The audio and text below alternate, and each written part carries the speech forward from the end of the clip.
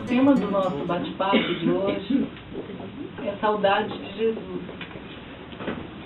Esse tema é um capítulo do livro Seja Feliz Hoje, o último lançamento de Divaldo pela mentora Joana de Ângeles.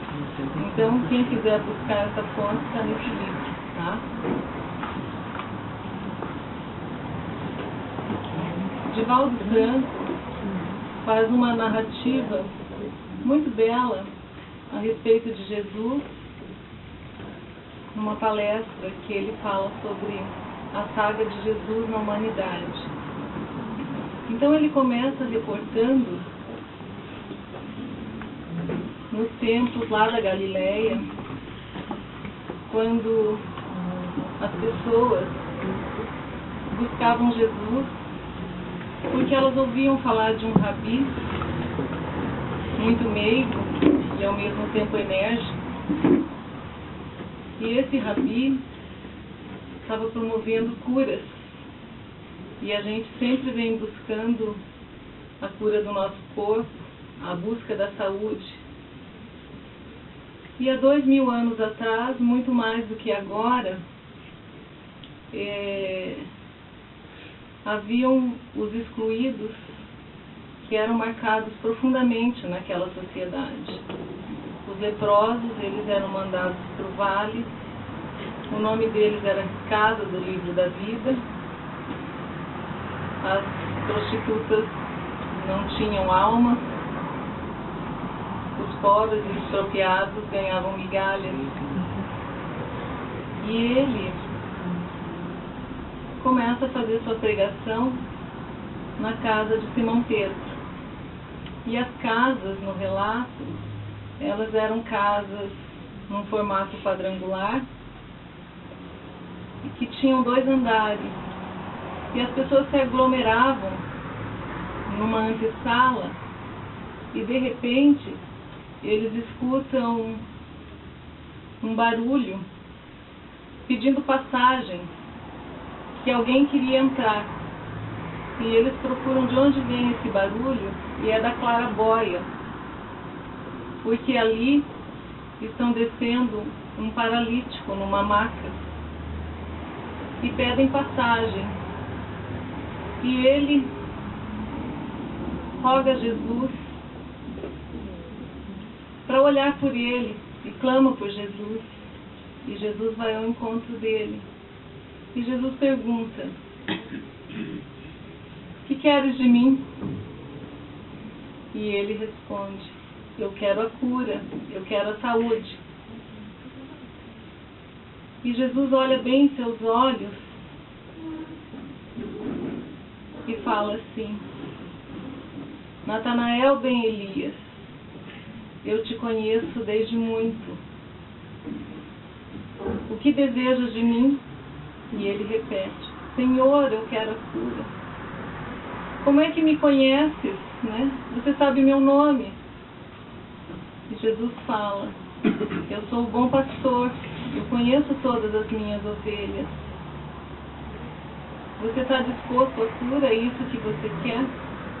Então, se é o teu desejo..." E nesse momento, Jesus lança aquele olhar bem magnetizador para Natanael ben Elias e chama ele de volta ao convite para a vida, para que ele possa restituir os seus movimentos. E ele vai se desenrolando daquele corpo paralítico e se levanta. Logo mais, uma outra pessoa leprosa pede que o Filho de Deus o cure das suas pústulas da lepra. E Jesus pergunta se é o que ele quer, porque sempre ele pergunta, né? "Que queres que eu faça?" Então, assim, a intenção vem de quem procura. E essas feridas são cicatrizadas. E o leproso sai feliz da vida e Jesus fala, né? Como era do ritual, que vá e fale para os sacerdotes que o Filho de Deus te curou. Em seguida, uma mulher cega pede também a visão. Como todos os males, cada um tem uma necessidade e essa necessidade é imperiosa para aquela pessoa. E Simão Pedro, que está distante vendo tudo aquilo, se encanta de uma tal maneira que o sorriso é contagiante. E Jesus sai para pegar uma brisa e Simão Pedro está tão feliz na sua ingenuidade e corre atrás de Jesus. Mestre, e ele observa um olhar tristonho de Jesus e ele observa o cansaço de Jesus. Aquele momento ele interrompe tudo e fala: chega, agora chega, o mestre precisa repousar. Só que o que ele não entende é que o mestre está muito triste, com uma fisionomia chorosa. E ele pergunta: mestre, por que choras? É de felicidade? E aí Jesus responde: não, Simão, eu estou muito triste. E ele fala: mestre, como que pode estar tão triste? Se eu conheço o Natanael Ben Elias há mais de 20 anos, eu levo peixes para ele e ele nunca saiu daquele catre e agora ele está feliz, ele está curado. Todos esses outros, a mulher cega, o leproso, todos eles eu conheço e sei das suas dificuldades e agora eles estão curados. Não é uma felicidade muito grande? E Jesus diz para ele que ele não veio para remendar trapos, que ele não veio para pôr um tecido novo em tecidos em frangalhos, porque vai ficar pior. Não foi isso que o Filho de Deus veio fazer. Ele fala: Simão Pedro, nesse momento, Natanael está lá no bar, tomando todas as bebidas que ele não tomou na vida. Está se perdendo no prazer de agora.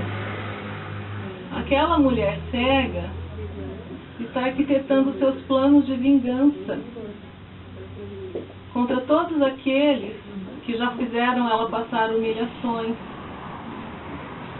E o leproso, nesse momento, está numa casa de prostituição, querendo obter os prazeres da vida.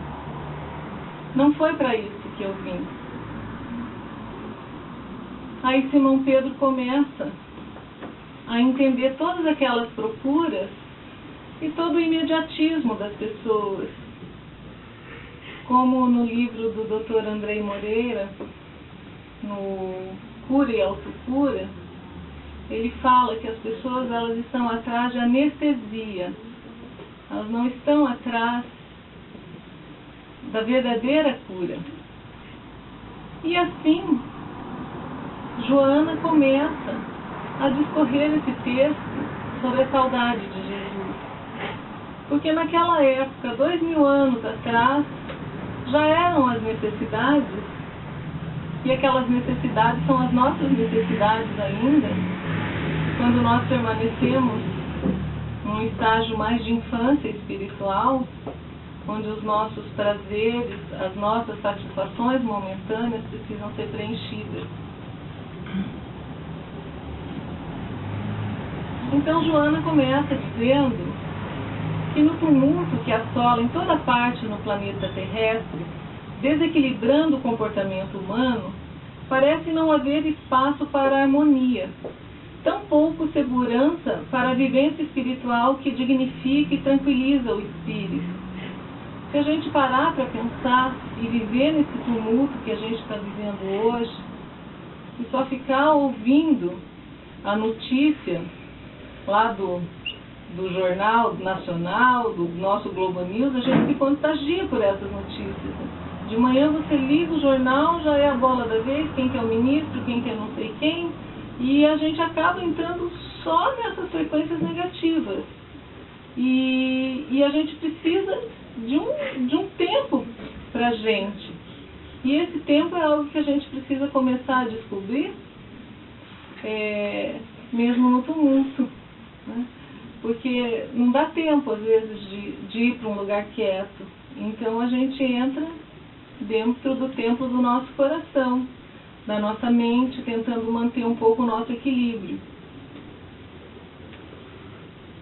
As distrações confraternizam com as tragédias, e os sorrisos misturam-se às lágrimas numa paisagem de ilusão e dor que empurra suas vítimas para o desencanto, a saturação, o empobrecimento moral e o vazio existencial. Então é uma época de vazio existencial muito grande. Acho que a gente fala nunca viu, não é verdade, talvez não tenha sido tão divulgado, mas os índices de suicídio são exorbitantes. As pessoas, elas não estão achando um significado, né, para a vida. Jovens que não têm vontade de nada, não têm um querer,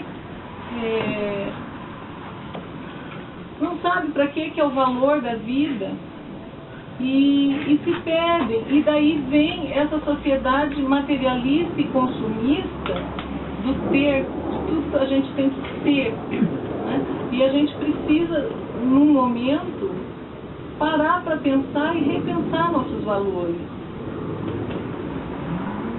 Multiplicam-se assustadoramente os agentes da hipnose do consumismo em fuga espetacular da realidade, transformando-se em mecanismos impotentes para preencher as lacunas da alma sedenta de paz. É só lançar o último iPhone e tem fila para comprar, né? E daí o iPhone nem sei em que número tá, porque acho que eu nunca vou ter um iPhone, mas se o 8 foi lançado, o 7 já é obsoleto. E ele pode fazer as mesmas coisas, talvez não tão rápido, né? Mas pode. Ignorando-se como adquirir a harmonia íntima, a avalanche dos prazeres apresenta-se como a melhor maneira de desfrutar-se das horas que se vivem, não conseguindo, porém, proporcionar bem-estar por causa da sua fugacidade. Todos aqueles corpos rotos, paralíticos, cegos, que Jesus voltou a restituir a visão, voltou a restituir o andar. Para quê? Para se inebriar no prazer. E por que ele fez isso, né? Simão Pedro perguntou para ele. E ele falou que era para dar uma segunda chance. Porque sempre depois que ele praticava a cura, o que ele falava? Vá e não tornes a pecar, para que mal maior não te aconteça. Por quê? Porque nós temos o nosso livre-arbítrio. E se a gente, né, olha só a dádiva de restituir a visão de um corpo que estava ali em podridão, voltar a ter aquela tez macia de novo, poder enxergar, para daí, quando enxergar mazela, ter um sentimento de vingança. E é isso que a mentora está falando para a gente, que ignorando como adquirir a harmonia íntima, vai para fora, para a busca dos prazeres, para ver se satisfazem. E é por isso que as pessoas se imergem na droga, na bebida, buscando prazeres, buscando anestesia. E daí sempre necessita de uma quantidade maior, porque aquela dose ou aquela quantidade já não faz mais aquele efeito. E é necessário sentir aquele prazer novamente. E vai se consumindo cada vez mais num vazio.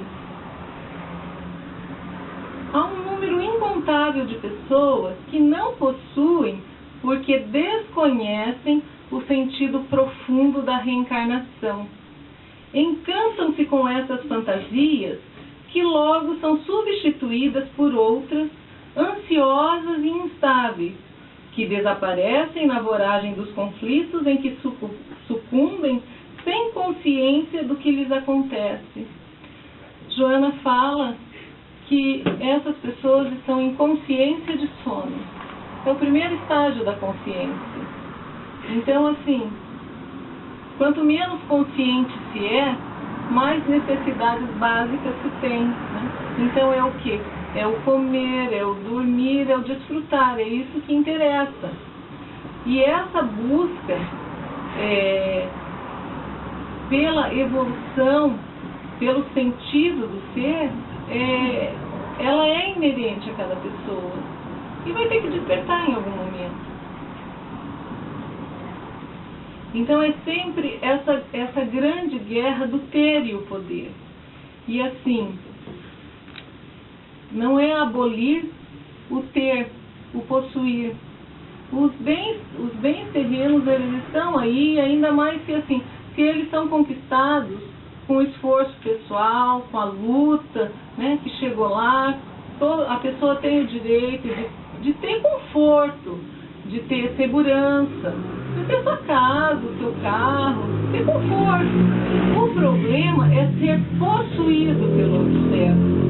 O problema é se deixar possuir. Então daí fica naquela busca incessante que nada resolve, porque tem que ter, e a vida vai passando, outros valores vão sendo deixados de lado, e na hora que a gente fizer a passagem, a gente não vai poder levar isso com a gente. No máximo, nós fizemos um bom empréstimo, né? E vamos ter que deixar. Por mais que a gente não queira, por mais que a gente não goste do nosso herdeiro, vai ficar para ele. Ou faz um testamento e deixa para quem quer, né? Esquecem que dinheiro nenhum consegue apagar a culpa no íntimo do ser, oferecer afeto real e de profundidade. O dinheiro não oferece o afeto, não oferece, não apaga a culpa, porque a culpa está na consciência. Olha que frase linda desse livro. Somente quando a razão abraça a emoção, em perfeita identidade de propósitos, é que se pode experimentar a plenitude, que não tem a aparência das satisfações fisiológicas e das apresentações exteriores em que o orgulho e a presunção destacam-se na sociedade. Então é só quando a razão abraça a emoção, né? Como diz o professor Silvino, né? Quando a gente tira o Cristo aqui da nossa cabeça e coloca ele no nosso coração e a gente vivencia esse aprendizado, é que vai haver essa identidade de propósitos e a gente pode começar a experimentar a plenitude. Aí você começa a ponderar o que é mais importante na sua vida. Se é só o trabalhar, se esfalfar de trabalhar, de ganhar dinheiro, e não usufruir de pequenos prazeres necessários, né? A convivência com a família, um passeio, um bate-papo com um amigo, coisas que a gente vai deixando para depois, e talvez depois não dê mais tempo. O homem e a mulher necessitam de ideais engrandecedores para nutrir-se e crescer interiormente. As aspirações meramente materiais, as que promovem o exterior, assim que conseguidas, perdem o sentido e os abandonam sem consideração. Porque daí entra naquela, né? Quando eu tiver tal coisa, eu vou ser feliz, porque a gente está sempre jogando ali para frente, né? Então, quando eu tiver um carro, quando eu tiver aquela marca de roupa, quando eu tiver... Então, a gente fica jogando aquela expectativa só naquilo ali. E quando você consegue obter aquilo, parece que já não tem mais sentido, daí você já tem que ir buscando outras coisas. Aí ela fala que é nesse sentido que o Evangelho faz falta à sociedade moderna. Porque o Evangelho, na sua doçura, que Jesus, ele foi o divisor de águas de uma sociedade para outra. Tanto que ele é tão grande que ele dividiu, né, o nosso tempo em antes de Cristo e depois de Cristo. Porque imagina 2000 anos atrás vim falar em mansuetude, em candura, em misericórdia, quando a lei era pena de talião. E ele plantou lá atrás uma sementinha. Mas muita coisa ainda não podia ser falada, não tinha condições ainda de crescer, de florescer naqueles corações. E muita coisa foi deixada para depois. Muitos dos conhecimentos a gente vem recebendo hoje, né, assim, um pouquinho mais avança, né, igual que essa fala anterior ali de Joana, né, o homem e a mulher, porque até então tudo era o homem, então ela faz questão de frisar a mulher também. E aí ela fala, né, quanta saudade de Jesus. A sua mensagem de ternura e amor, repassada de misericórdia, possui o condão mágico de alterar o significado de todas as existências. Diz que quem conviveu com Jesus, né, assim você vê os relatos de Joana de Ângeles, Amélia Rodrigues, Humberto de Campos, no livro Boa Nova, lindo, lindo, lindo. Quem quiser, assim, ouvir todas essas passagens de Jesus, o contato dele com todos os seus discípulos, com essas pessoas mais próximas, é um refrigério para a alma. Ler Boa Nova de Humberto de Campos, né, psicografia de Chico Xavier, Primícias do Reino também de Divaldo, que é de Amélia Rodrigues, fala bastante dessa era. Então, e eles narram que as pessoas se encantavam e deixavam o que tinham que fazer, era um divisor de águas, né? Maria de Magdala, quando encontra com Jesus, ela consegue abrir mão daquela vida que ela levava e segue o Mestre. E ela paga um tributo bem alto depois que o Mestre parte. Zaqueu, Mateus Levi, né, o coletor de impostos. Já pensou, ele está ali coletando impostos, Jesus chega e olha para ele, vamos, ele larga o que está fazendo e segue, larga a vida que ele levava, confortável, e tantos inúmeros exemplos. A ingenuidade incerta na sabedoria dos seus ensinamentos é um poema de atualidade, em todos os tempos, que comove, propicia equilíbrio e restaura a compreensão dos deveres que a todos cabe desempenhar. Para todos que a gente lê as histórias, assim, das pessoas que estavam passando por momentos muito amargurosos, a palavra de Jesus era sempre, perdoa. Olha que profundo, né? O convite sempre que ele fazia era esse, perdoa, deixa para lá, né? Pai, perdoa, eles não sabem o que fazem.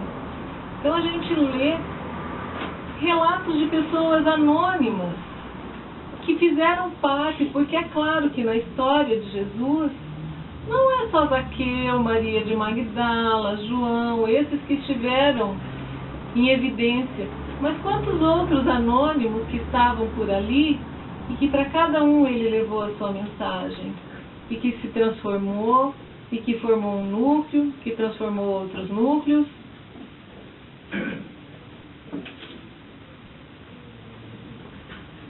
Porque ele elegeu os infelizes ergueu-se do caos em que se encontravam ao planalto da dignidade libertadora, fez-se o mais desafiador exemplo de bondade que o mundo conheceu e tornou-se modelo para incontáveis discípulos fascinados pelo seu exemplo, que tentaram repetir a incomparável façanha da compaixão e da caridade. Porque ele plantou essa sementinha no seu curto período existencial, né? 33 anos, 3 anos que ele foi aí para o mundo e pregou. Mas assim, para todos os que o seguiram e que tiveram a oportunidade de conviver e de escutar, ele era um mestre querido, um mestre adorado. Só que os discípulos reconheceram realmente o seu papel para que ele veio depois que ele se foi. Foi depois que ele foi crucificado e ele ressuscitou, né? Ele se materializou ali e ele mostrou que a cruz ficou, mas que ele continuou. Então, depois disso, eles compreenderam o verdadeiro papel de Jesus.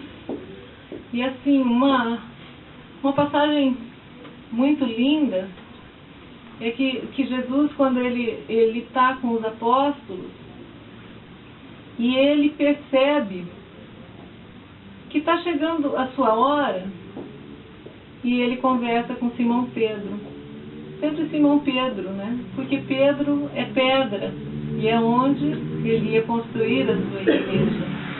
Mas assim, com cada um deles, ele teve o cuidado de fazer os alertas necessários. E começou com lavar os pés, né?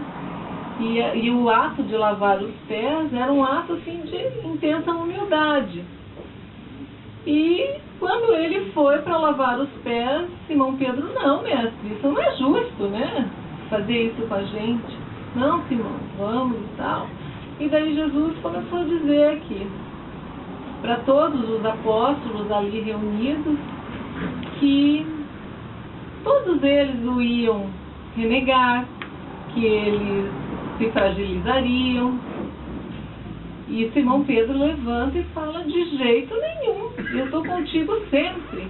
E ele fala para Simão Pedro, né, que antes que o galo cantasse, ele ia trair, ele ia o negar 3 vezes.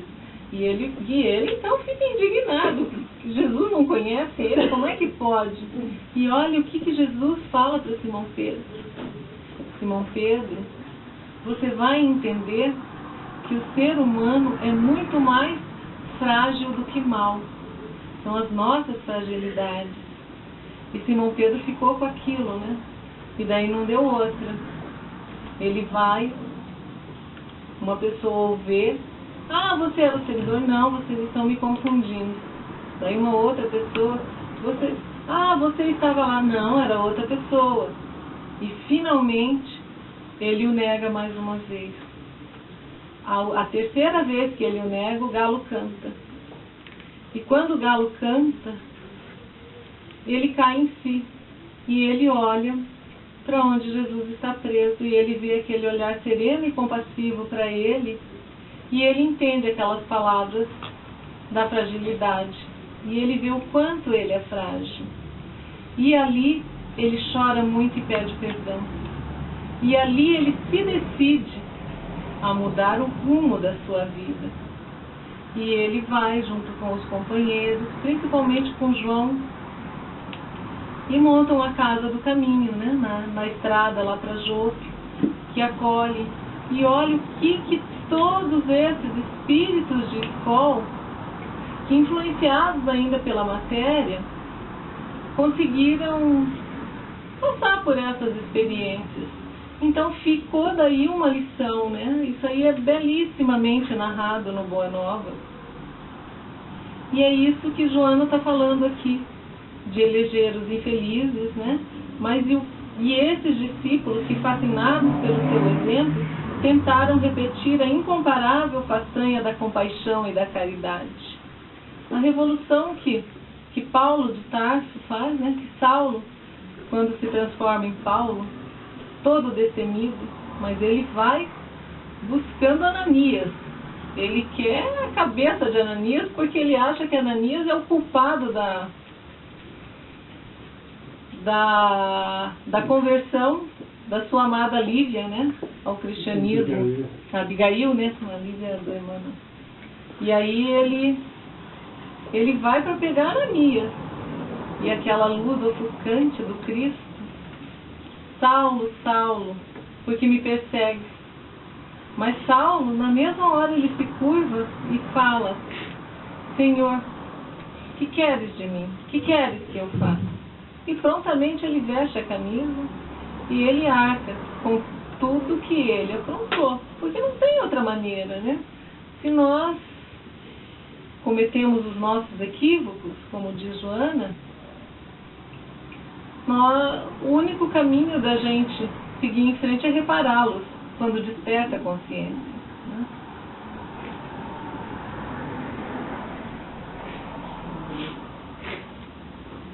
Ele revolucionou as convicções, nas quais predominavam o ódio e a vingança, e estabeleceu que o amor e o perdão constituem os elementos únicos, aliás, para a completude individual e coletiva.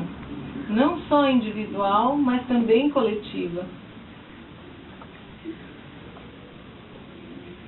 E ele foi o mestre dos mestres, e né? De palavras simples, através das parábolas, do linguajar simples, a parábola do grão de mostarda, do bom samaritano. Então ele foi o pedagogo por excelência. Ele utilizou-se dessas palavras simples para explicar os dramas mais complexos, assim como das imagens do cotidiano, para esclarecer os enigmas dos comportamentos em desvario que predominavam. E ninguém jamais falou conforme ele o fez, emoldurando as palavras com as ações candentes da compreensão do sofrimento humano. Ninguém que valorizasse a pobreza e os testemunhos de dor como instrumentos de elevação moral como ele fez. Nestes dias de complexas angústias, não são diferentes as aflições que necessitam da presença e do socorro de Jesus. E olha o que ela fala, que pode-se dizer até que são mais afligentes, em razão das circunstâncias culturais e comportamentos alienantes, dos desafios e dos impositivos enfrentados, dos interesses em jogo sob o domínio do ego. O ego é aquele vilão da história, né? Que o grande desafio é fazer brotar o self, aquele Deus interior que está em nós. Porque o ego, ele é o gerente só, né? Mas o que o ego faz? Ele é o governador, mas ele quer ser o proprietário, ele quer ser o dono, ele quer ocupar o papel do self. Então, o ego, ele é submetido às paixões, às circunstâncias. Enquanto a gente está sob o domínio do ego, a gente só vê o que está... A gente só enxerga o que a gente quer enxergar, que é o que Joana fala, que cada um consegue enxergar o seu semelhante com as suas lentes. Então, uns enxergam cor-de-rosa, outros enxergam escuro, né? Todos esses fatores, porém, têm as suas raízes no cerne do espírito, resultado do seu atraso moral, dos atos reprocháveis, do descaso pelos valores dignificantes que devem servir de roteiro seguro para a evolução. A culpa vem muito desse ato reprochável, dessa situação que você faz, e só você sabe que não foi uma boa escolha. E é isso que fica te cutucando ali e gerando a culpa. Só que a culpa é algo que não deixa a gente ir para frente. Por isso que Joana fala que nós não somos culpados, nós somos responsáveis. Porque à medida que nós buscamos a responsabilidade, o que nós fazemos? Nós vamos resolver a situação da melhor maneira possível. Então, por isso, a fala do amor, a fala do perdão. Porque o perdão liberta. O perdão liberta a pessoa. Se o outro não quer aceitar o seu perdão, o seu pedido de perdão, já é um problema do outro. Ele tem o tempo dele. E não é porque nós estamos perdoando que ele está livre dos atos cometidos. A pessoa que se equivocou vai ter que reparar do mesmo jeito. Mas isso incomoda. Ante a ausência dos afetos que lenificam, as aflições morais, dos desastres resultantes dos vícios e prisões emocionais, a figura inolvidável do Rabi faz muita falta aos deambulantes carnais. Esse afeto, esse aconchego gostoso, né? Incontáveis mulheres equivocadas e criaturas endemoniadas encontram-se necessitadas do seu amparo, cuja grandeza enfrentou a hipocrisia vigente em imorredouros testemunhos de afetividade. Assim, nossa, acho que o maior desafio, para mim não tem como Maria de Magdala, né? Porque os outros todos tinham aquela sua conduta ilibada, os seus valores. Saulo, ele era contundente ali com a lei, mas ele fazia o que ele acreditava, o aprendizado dele. Sempre foi uma pessoa pura de coração. Maria de Madalena foi aquela equivocada e ainda era endemoniada. Eram as duas coisas juntas, né? Porque os relatos bíblicos falam de 6 obsessores, né, em cima dela. E no contato com o Rabi, ela se desprende disso tudo e ela faz a sua transformação. E é muito lindo de ouvir a história de Maria de Madalena, porque para quem que Jesus aparece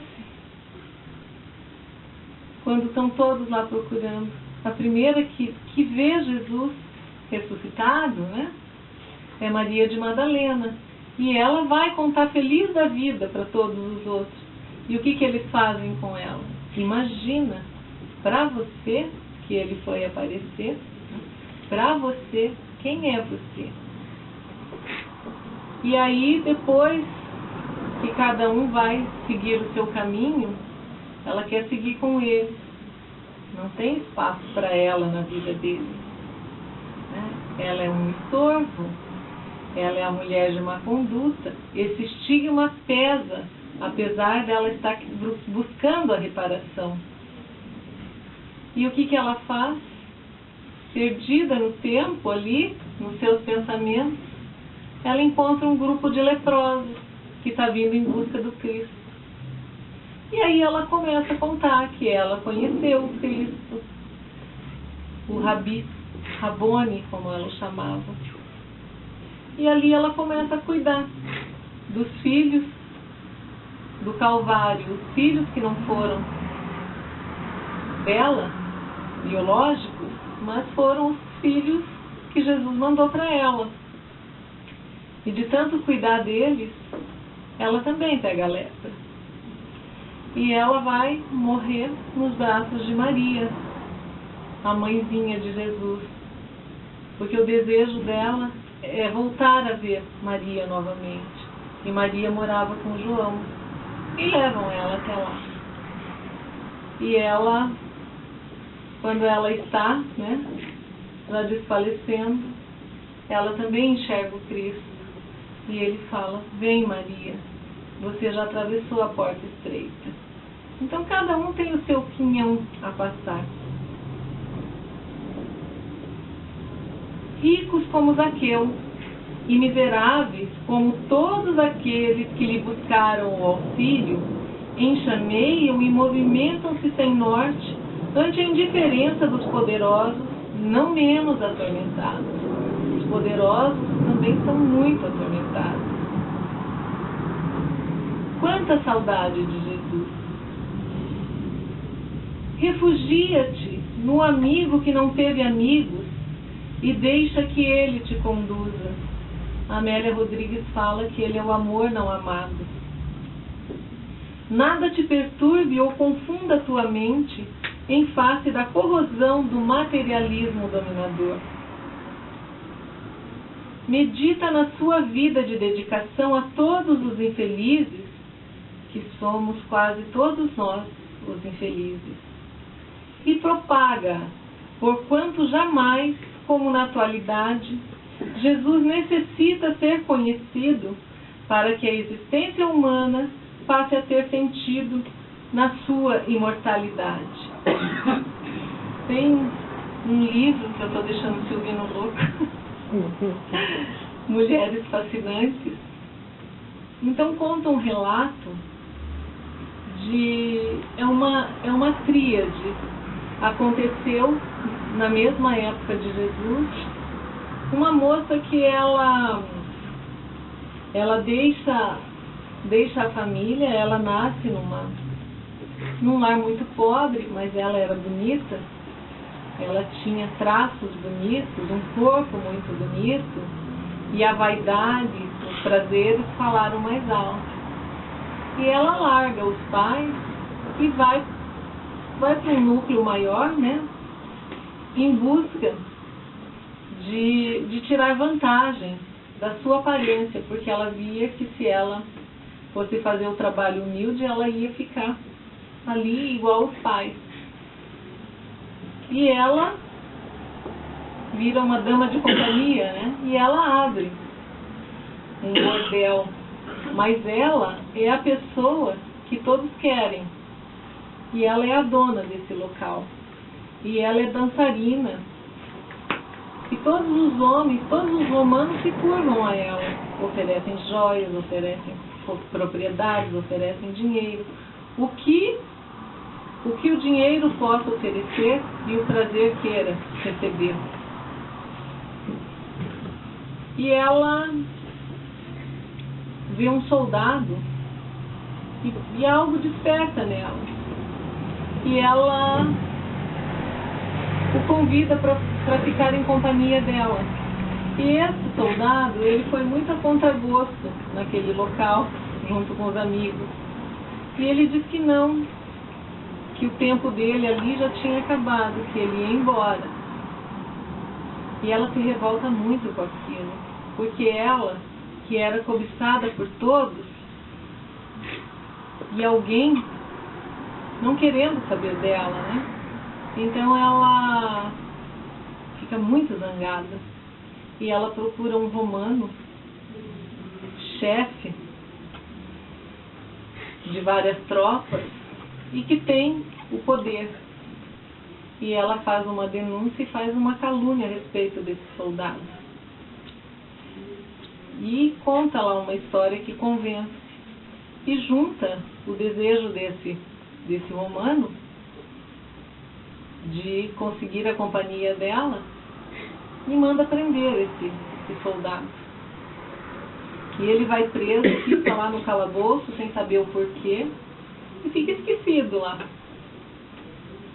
Até um dia que ela vê que nada sacia. E ela está andando e tem um encontro com Jesus. E ela fala para ele de todas as suas mazelas, fala tudo que ela fez, essa culpa que ela sentia. E Jesus influencia a vida dela, dá os conselhos e ela volta. Vende tudo que tinha, vai lá, fala para o comandante para soltar aquele soldado, pede, implora e falam, nossa, ela tá louquinha da cabeça, né? Mas ela pede, sabe? E ela vai embora. Ela vai embora procurar os pais. Ela leva alguns recursos para poder ajudar eles a melhorarem um pouco de vida e vai resgatar essa família. E quando ela chega, ela está com os pais e tal, e ela contou para Jesus, quando esse rapaz é liberado, porque ele tinha a intenção de voltar à noite na casa dela e dizer que não era a intenção dele maltratá-la ou renegá-la. Ele só não compartilhava com aquilo, não era a vida que ele queria levar, mas ele não teve tempo de fazer isso. E ele também se encontra com Jesus e ele fala do seu drama, e Jesus sabe então quem era o par, né? E Jesus dá notícias de onde essa moça está. E ele vai, a encontra, se casa com ela, cuida da família dela, e assim termina uma encarnação. Como Joana fala aqui que os nossos resgates são individuais e coletivos, tem o romano na história, né? Então eles, numa outra existência, eles voltam, e esse romano vem como filho, porque o objetivo deles é fazer com que também essa ternura, o amor, a mansuetude brote nessa alma ainda muito apega aos prazeres, que é o filho que dá muita dor de cabeça e que não aceita. Quando ele cresce, ele vai para as tropas, ele vai para as legiões, e assim vai pulando de encarnação em encarnação, né?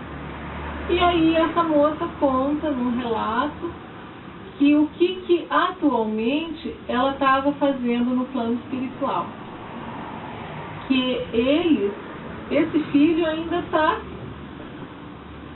evoluindo aí nas suas encarnações. Mas que ela e o esposo, que eles participam no plano espiritual de uma equipe que tenta chegar nos lares que tem muita desavença, para tentar fazer as famílias se conciliarem, né? Então, é uma maneira da gente ver esse relato de acordo com o plano espiritual, da importância da gente fazer um evangelho no nosso lar, né? De pedir essa saudade de Jesus, da gente se colocar à disposição para Jesus entrar na nossa vida, de abrir as portas para que Ele possa chegar e começar a implantar essa harmonia. Porque o relato que essa moça fala, é que ela fala assim, quanta falta faz Jesus nesses lares? Quanta falta faz? Por quê? Porque onde tem o amor, onde tem a doçura, muitas atitudes são relevadas, muita contrariedade, o orgulho é dominado, a vingança é assegurada. Por quê? Porque onde o amor vai entrando, ele vai entrando com doçura. Então, sabe, é o que fala no texto, no Evangelho, fala que a caridade, muitas vezes, não é só aquela esmola material que a gente dá, mas é você ficar lá, quando alguém mais estourado está ali, sabe? Porque a gente tem duas opções. Ou a gente entra na briga e deixa um ambiente muito desarmônico, ou a gente às vezes se cala diante daquela situação, deixa o ambiente acalmar, mas para isso você tem que exercitar o quê? A paciência, a mansuetude, a humildade, né? Então, é isso que eles falam, que falta muito Jesus na vida das pessoas, Jesus no lar das pessoas, que se a gente deixar Ele entrar, a nossa vida vai se modificar. E é por isso que a mentora fala, né? Quanta saudade de Jesus. E sem a gente esquecer que Joana de Ângeles, né, esse espírito de escola que assessora Divaldo, ela também já foi contemporânea de Jesus em uma das suas encarnações, quando ela foi Joana de Cusa, e que ela também foi fazer o seu atendimento fraterno com Jesus, né? E ela levava, apesar de ser uma patrícia romana, com todas as posses, com tudo que o dinheiro podia oferecer, ela era uma pessoa bem feliz no seu casamento. O intendente Cusa, ele era muito poderoso, mas era uma pessoa que era para a vida. E Jesus fala para ela, né, que não, Joana. Ela diz, Senhor, eu quero te seguir. Ele fala, ainda não. Volta para sua casa, né, e ama. Seja você aquela que ama. Então, assim, ser tu aquele que ama. Por isso a frase dela. E ela vai, e ela toca a vida, cuida do filho e do marido, e Cusa perde tudo que ele tem. E ela, de patrícia romana, ela vira uma empregada na casa das patrícias romanas, porque ela vai tirar o seu sustento dela e do filho dela. E aí ela tem a oportunidade de ir para Roma com uma família. E lá ela faz os encontros com os cristãos, aqueles encontros que eram tidos nas catacumbas, né? E ali eles são presos por Tigelino, na época de Nero, e vai Joana e o filho presos. E eles vão para o sacrifício junto com todos os cristãos. E justamente para ela, o sacrifício mais pesado era o filho. E na hora eles pedem, né? Os soldados falam, abjura sua crença, nem que seja, que você seja pusilânime, que o Divaldo fala, né? Nem que seja assim, para o mundo você está abjurando, e no teu mundo interno você cultua ele. Mas aqui é importante dizer que você não segue mais o seu Cristo. E ela fala, eu não posso. Uma vez eu já quis me entregar a ele e ele não me deixou.